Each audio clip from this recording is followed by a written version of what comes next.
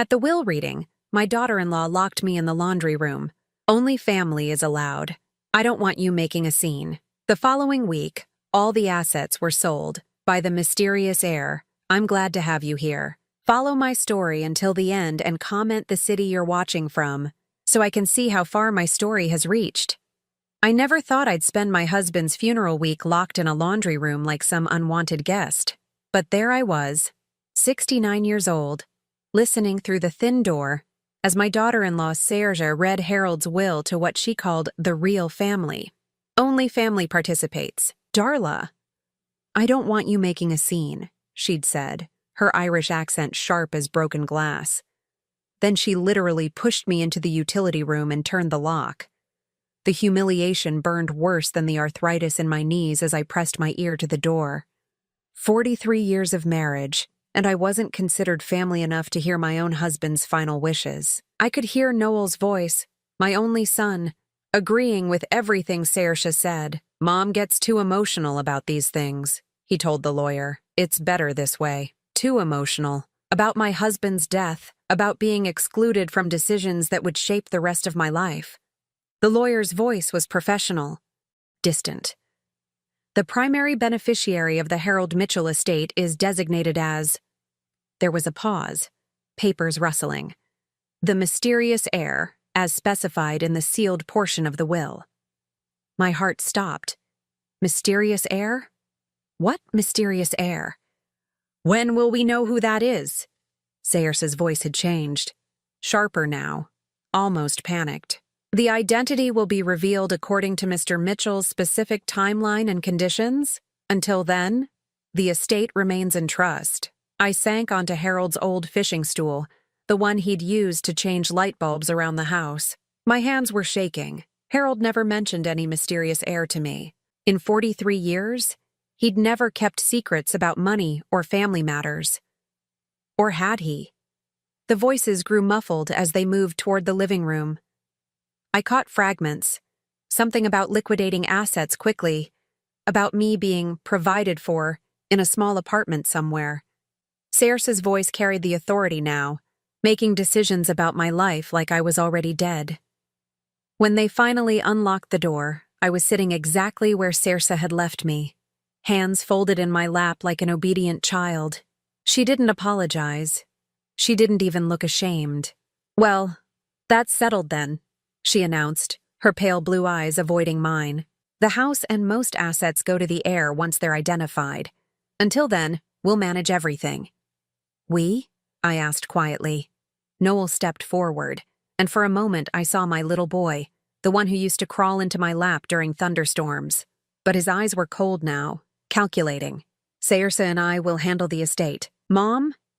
You don't need to worry about complicated legal stuff. Complicated legal stuff. My husband's will. My home of 4 decades. I think I have a right to understand what Harold left for me, I said, my voice steadier than I felt. Saoirse laughed, a sound like ice cubes clinking in an empty glass. Oh, he left you something all right. A small provision. Enough for a nice little apartment in that new senior community downtown. Very practical. The words hit me like a physical blow. Harold, my Harold, had relegated me to a small provision while leaving everything else to some mysterious stranger. I don't understand, I whispered.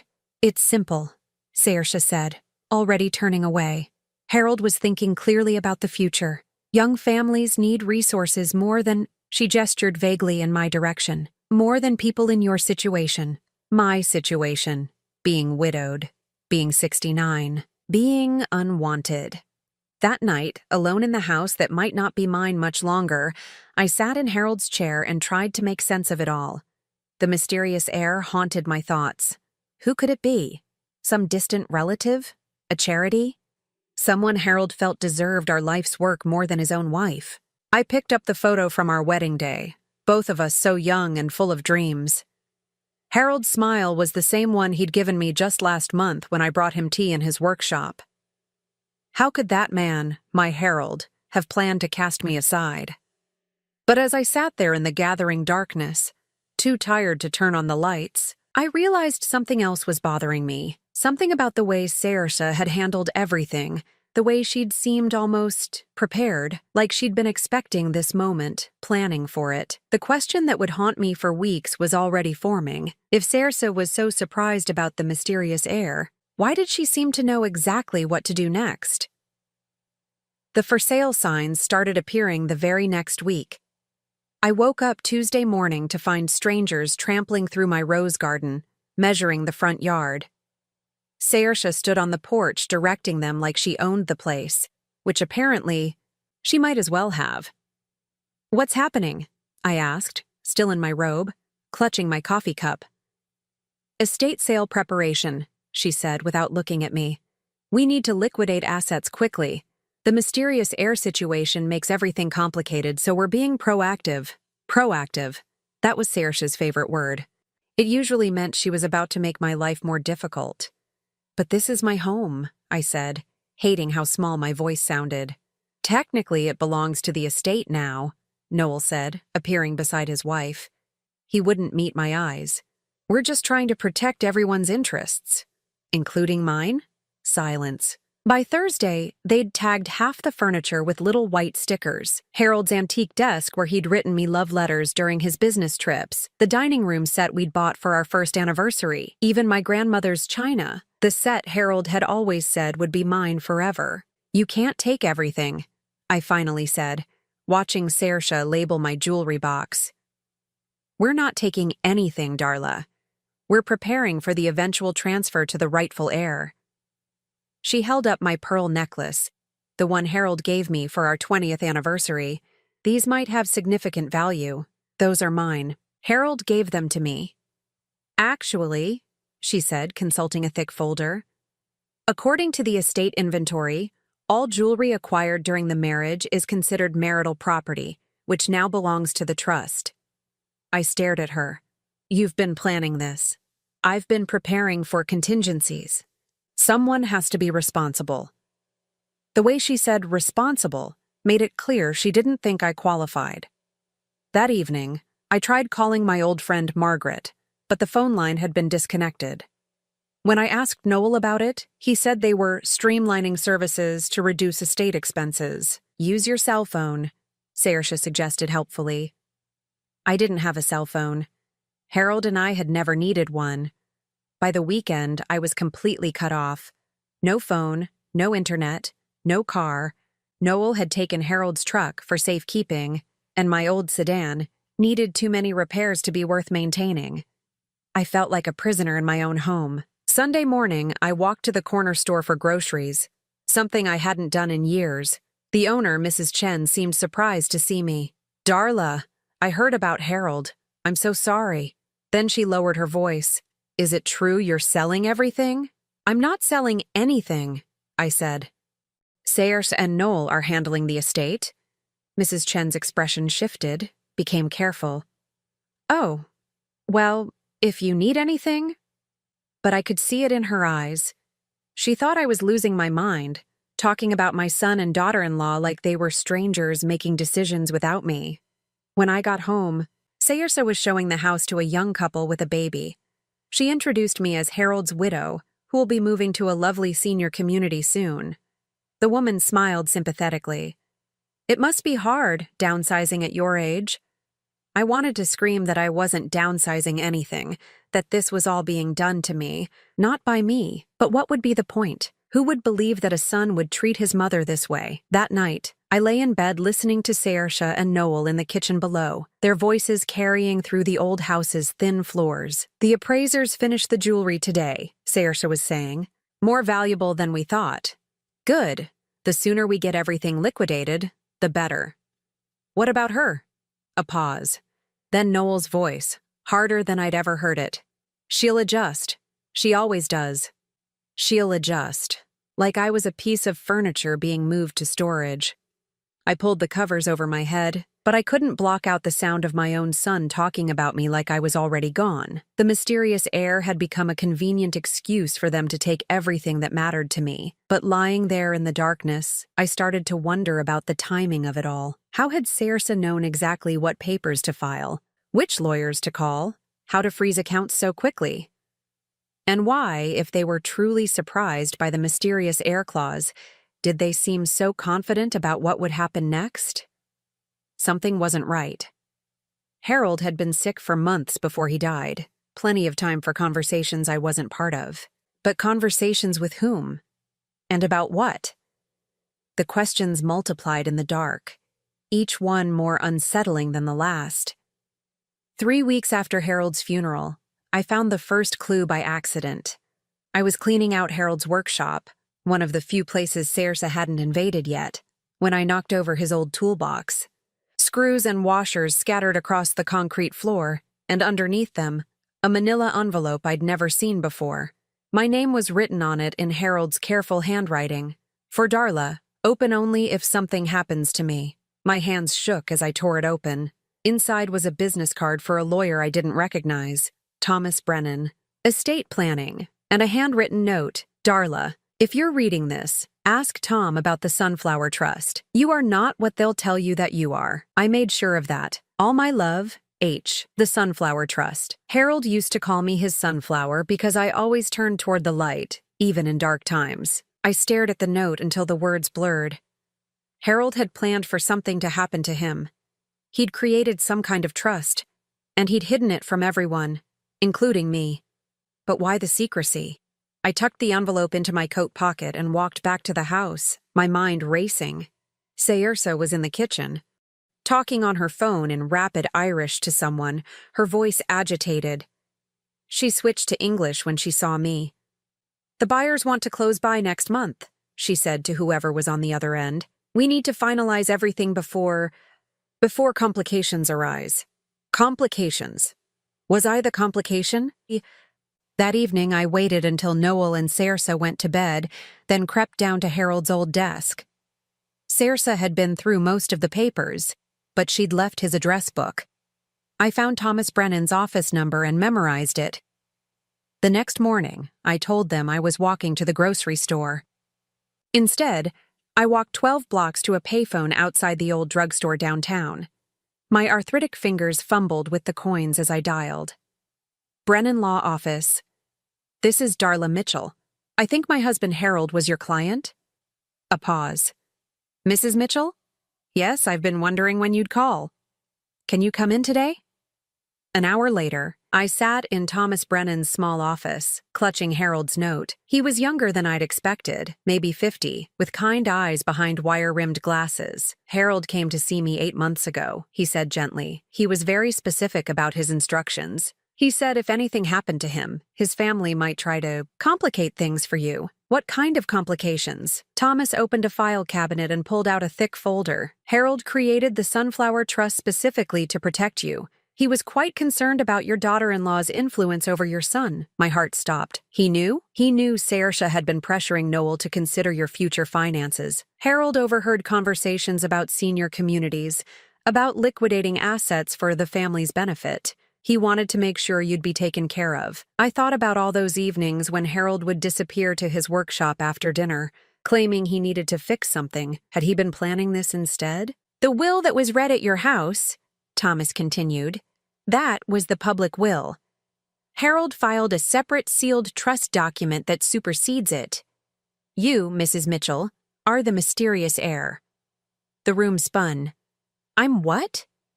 The Sunflower Trust makes you the primary beneficiary of Harold's entire estate. The house, the savings, the investments. Everything belongs to you. The public will was designed to protect the trust from being contested. I couldn't breathe. But Saoirse said, they said Harold left me a small provision. That was a decoy.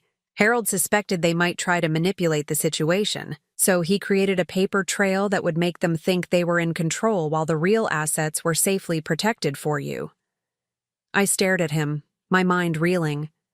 So the house is mine? The house is yours. The bank accounts are yours.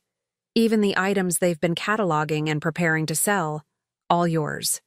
But they've been treating me like I'm nothing, like I have no rights. Thomas's expression darkened. That's exactly what Harold was afraid of. He said Saoirse had been studying estate law, asking questions about inheritance rights. He suspected she was planning something. My hands clenched in my lap. How long have you known? I was required to wait 30 days after Harold's death before revealing the trust. He wanted to see how they'd behave without oversight. Thomas leaned forward. Mrs. Mitchell, have they been pressuring you to sign anything? Any documents about moving or transferring property?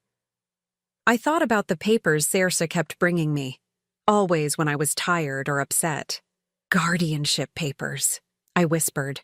She said they were just precautionary, in case I needed help with decisions. Thomas's face went white. Mrs. Mitchell, if you'd signed those, they could have gained control over all your assets, even the trust. Harold specifically warned me about this possibility. The betrayal hit me like a physical blow. They hadn't just been planning to steal my inheritance. They'd been planning to steal my independence, my very right to make my own choices. What do I do now? I asked, my voice barely a whisper. Thomas smiled grimly. Now we let them know exactly who the mysterious heir is. But as I walked home that afternoon, my mind wasn't on revenge. It was on something else entirely. If Harold had suspected Saoirse's plans 8 months ago, if he'd been careful enough to create this elaborate protection, what else had he known? And more importantly, what else had Saoirse been planning that I still didn't know about? The envelope in my pocket felt heavier with each step home. I didn't sleep that night. Every creak of the house made me jump. Every whisper from Noel in Saoirse's room sent my heart racing. I kept touching the business card in my nightstand drawer, making sure it was real, that I hadn't imagined the whole conversation with Thomas Brennan. By morning, I'd made my decision. I had to confront them, but they confronted me first. Darla, we need to talk, Saoirse announced over breakfast, her tone businesslike. She slid a thick stack of papers across the table. The estate situation has become more complicated than we expected. I stared at the documents, afraid to touch them. What kind of complications? The mysterious heir clause is causing delays, Noel said, not looking at me. The lawyers think it might be contested. We need to protect your interests. My interests? Saoirse's smile was sharp as a blade. These papers ensure you'll have immediate access to your inheritance, regardless of what happens with the main estate. But we need your signature today. I picked up the first page, my hands trembling. The legal language was dense, confusing, but I caught enough words to understand. Transfer of decision-making authority, incapacity provisions, financial guardianship. This says you want to control my money, I said quietly. It says we want to protect your money, Saoirse corrected, from legal complications you wouldn't understand. Something inside me snapped. Maybe it was Harold's voice in my head, or maybe it was 43 years of being underestimated finally catching up with me. I understand more than you think, I said, pushing the papers back across the table. I understand that you've been planning this for months. I understand that you locked me in the laundry room so I couldn't hear what was really in Harold's will. And I understand that you're lying to me. Noel's face went pale. Mom, you're not thinking clearly. I'm thinking perfectly clearly. I stood up, surprised by how steady my voice sounded. I know about the Sunflower Trust. The silence that followed was deafening. Saoirse's coffee cup froze halfway to her lips. Noel's mouth fell open. I don't know what you're talking about, Saoirse said finally, but her Irish accent had thickened, the way it did when she was nervous. The trust Harold created 8 months ago, the one that makes me the primary beneficiary of his entire estate, the one that makes me the mysterious heir. Noel stood up so fast his chair fell over. That's impossible. Is it? Harold knew Noel. He knew what you two were planning. He heard your conversations about senior communities and liquidating assets. He created the trust to protect me from you. Saoirse's mask finally slipped. Her face twisted with fury. You manipulative old woman. You think you can just waltz in here and claim everything? I'm not claiming anything. It's already mine. It always was mine. We've been managing this estate for weeks, Saoirse screamed, her composure completely gone. We've invested time and money and effort into protecting these assets. Protecting them for yourselves, you mean? Noel stepped between us, his face red with anger. Mom, you're being ridiculous. Dad wouldn't have kept something like that from us. He kept it from me too, I said sadly. But he knew I'd need protection from my own family. The words hung in the air like a curse. Noel flinched as if I'd slapped him. We are your family, he said. But his voice was weak now. Family doesn't lock family in laundry rooms. Family doesn't try to steal inheritance through guardianship papers. Family doesn't treat family like a burden to be discarded. Saoirse suddenly lunged for her purse, pulling out her phone. I'm calling our lawyer. This is fraud. She's mentally incompetent, trying to invent trust funds that don't exist. Call him, I said calmly. Better yet, call Thomas Brennan. He's Harold's estate attorney. The real one. I watched the blood drain from both their faces as the reality hit them. All their careful planning, all their manipulation, all their cruelty. It had been for nothing. Worse than nothing. They'd revealed exactly who they were for assets they never had a right to claim. You don't understand, Saoirse said desperately. We need this money. Noel's business is failing. We have debts, obligations. That's not my problem. He's your son. My son died the day he locked me in that laundry room, I said quietly. The man standing here is a stranger who happens to share my DNA. Noel's face crumpled. For a moment, I saw the little boy again, the one who used to apologize for breaking things, who cried when he stepped on bugs. Mom, please, we can work this out. We can be a family again. No, I said, and the word felt like freedom. We can't. I walked toward the door, then paused. I'll be meeting with my lawyer tomorrow to discuss what legal options I have regarding the attempted guardianship fraud and the unauthorized sale of my property. I suggest you contact your own legal representation. Where are you going? Saoirse demanded. Home, I said. To my house, to my life, the one Harold made sure I'd still have despite your best efforts. As I reached for the door handle, Saoirse played her last card. If you do this, you'll lose Noel forever. You'll die alone, with no family, no one who cares about you. I turned back one last time, looking at my son's face, seeing the weakness there, the willingness to let his wife speak for him, to let her make choices that hurt his own mother. I've been alone for years, I said. I just didn't realize it until now. The door closed behind me with a soft click, and for the first time in weeks, I could breathe again. But as I walked down the street toward Thomas Brennan's office, I realized something that made my blood run cold. If Saoirse had been studying estate law, if she'd been planning this for months, what else had she discovered? What other schemes had she set in motion that I still didn't know about? The game wasn't over. It was just beginning. Thomas Brennan's office felt like a sanctuary. I sat across from his desk, watching him review the guardianship papers Saoirse had tried to get me to sign, his expression growing darker with each page. Mrs. Mitchell, if you had signed these, they would have gained complete control over your finances, your medical decisions, even your living arrangements. They could have committed you to a facility against your will. My hands trembled as I reached for my teacup. How is that legal? It's not, when it's obtained through deception. This constitutes elder abuse and attempted fraud. He looked up at me. The question is, what do you want to do about it? Before I could answer, his secretary knocked on the door. Mr. Brennan, there's a Saoirse Mitchell here demanding to see you. She says it's urgent regarding the Mitchell estate. Thomas raised an eyebrow. Send her in. This should be interesting. Saoirse burst through the door like a woman possessed, her usually perfect hair disheveled, her makeup smeared. Behind her, Noel followed reluctantly, his shoulders hunched in defeat. You can't do this, Saoirse said, pointing an accusing finger at me. She's manipulating you. She's old, confused. Harold never would have cut out his own son. Mrs.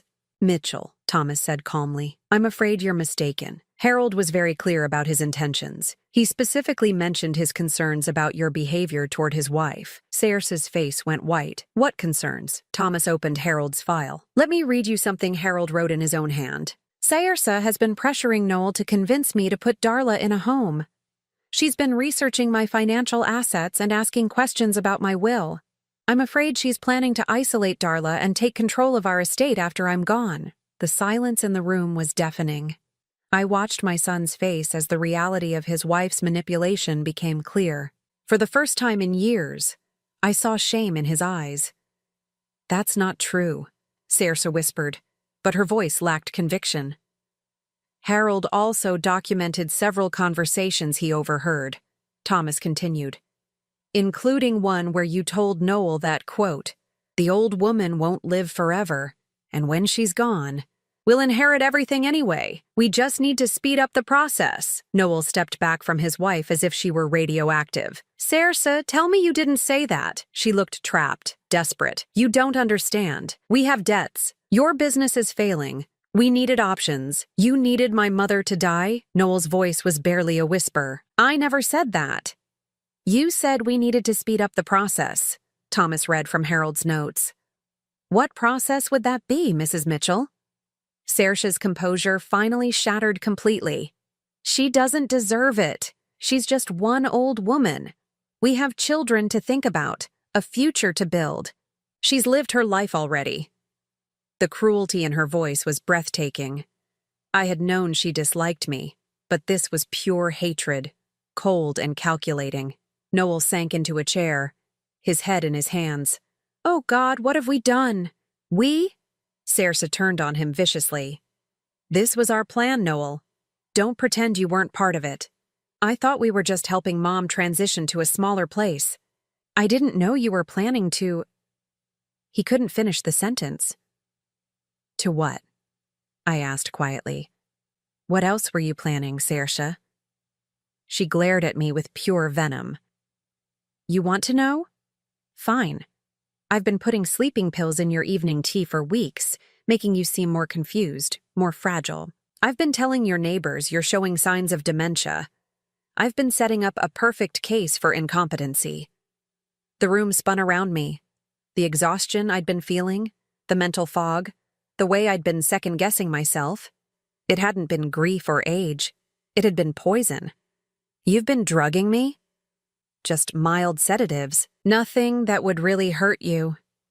She said it like she was explaining a minor household adjustment. Thomas was already reaching for his phone. "I'm calling the police. This is criminal assault." "Wait," I said, surprising everyone. "Before you do that, I want to know something." I looked directly at Saoirse.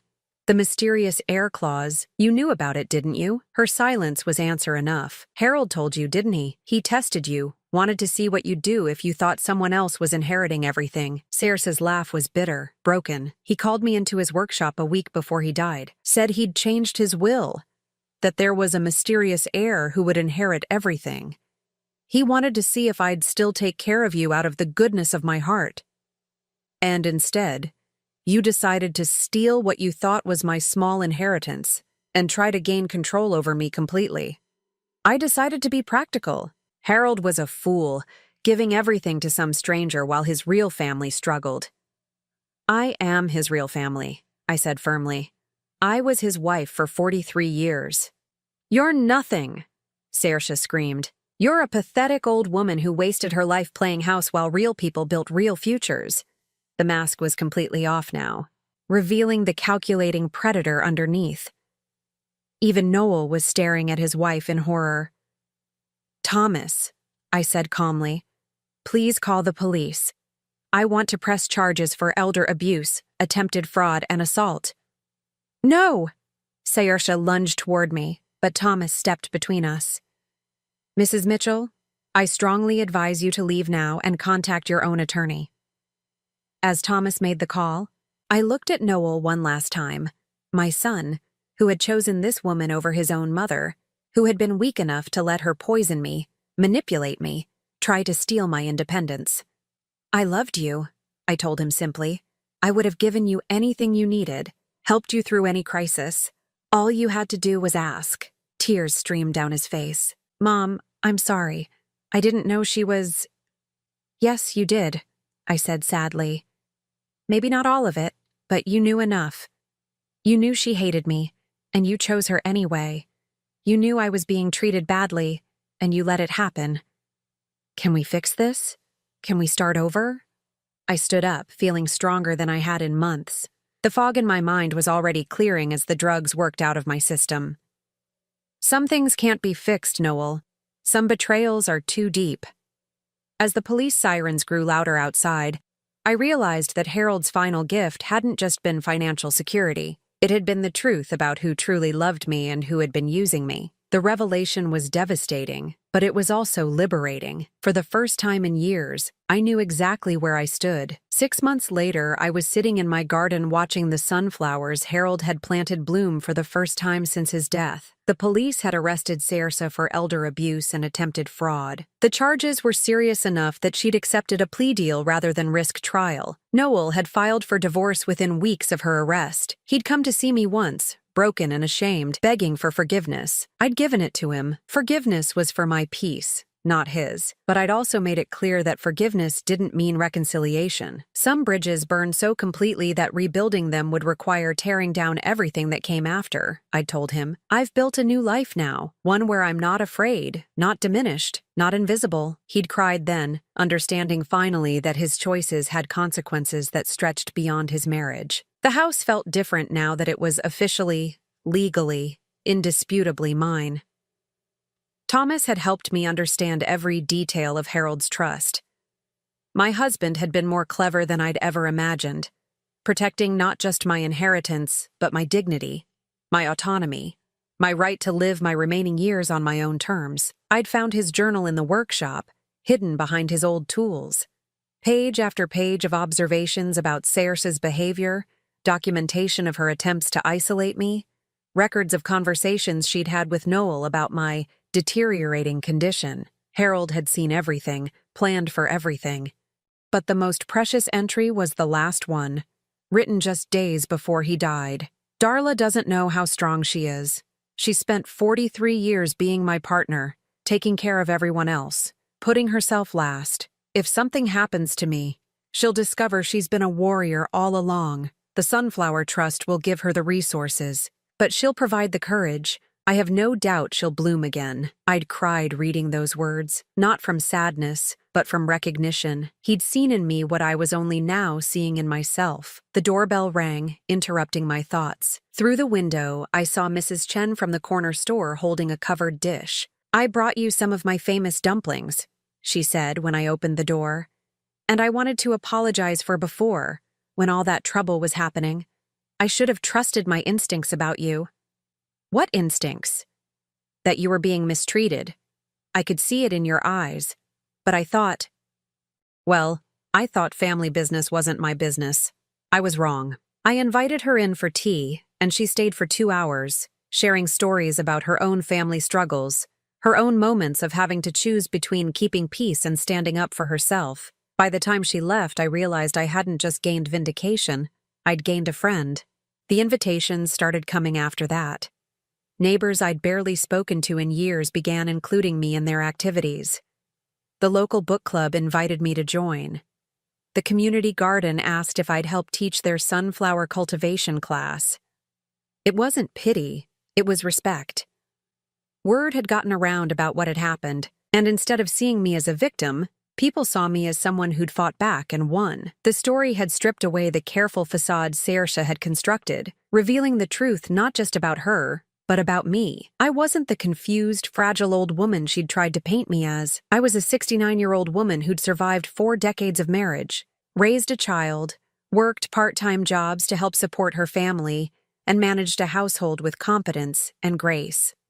When threatened, I'd been resourceful enough to uncover the truth and brave enough to act on it. The transformation in how people treated me was remarkable. The bank manager who'd barely acknowledged me when Saoirse and Noel were handling my affairs now stood when I entered his office. The postal clerk who'd grown used to delivering certified letters from lawyers now smiled and asked about my garden.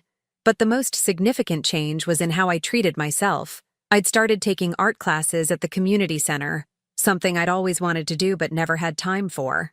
I'd joined a traveling group that took day trips to museums and historical sites. I'd even signed up for a cruise next spring, something Harold and I had always talked about, but never done.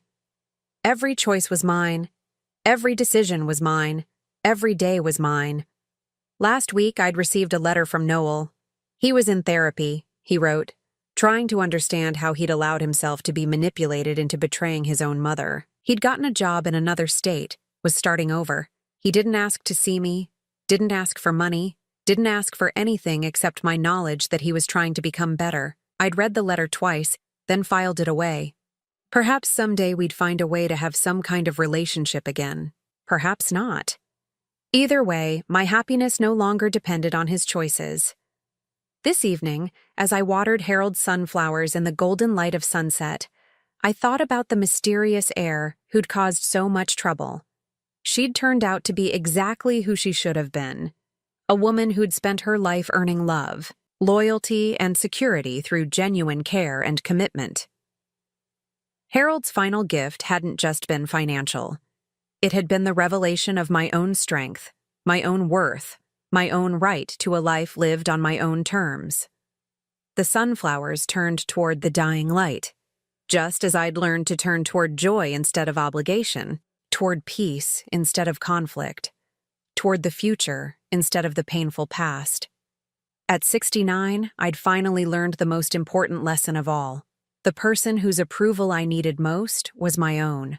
And for the first time in my life, I had it completely. Now I'm curious about you who listened to my story. What would you do if you were in my place? Have you ever been through something similar? Comment below. And meanwhile, I'm leaving on the final screen 2 other stories that are channel favorites, and they will definitely surprise you. Thank you for watching until here.